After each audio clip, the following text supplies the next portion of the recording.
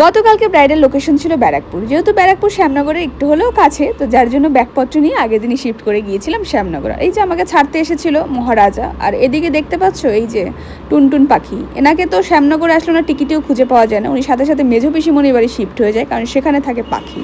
পাখি যে ওখানে যাওয়ার পর আমাকে উকি দিয়ে দেখছে, দেখো ও বাবা জিন্স টপ পরে আবার কেমন ঠাম্মি, আমি টাটা করছি, উনি বলে আমাকে টাটা বলছে, দেখো।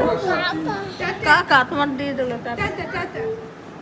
এদিকে রেখা সুন্দরী তো কার সাথে ডেটিং মারতে মারতে ঢুকে পড়েছে বিয়ে বাড়িতে, আমাকে তো চিনতেই পারছে না।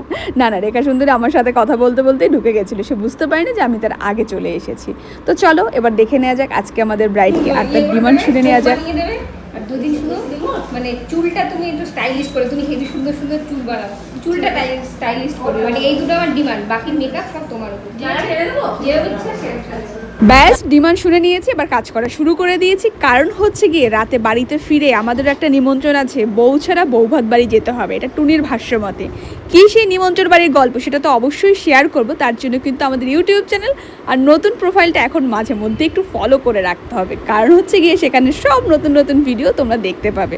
তো যাই হোক, ব্রাইডের ফুল লুক তোমাদের কেমন লাগলো জানাতে কিন্তু কোনোভাবেই ভুলো না। টাটা সবাইকে।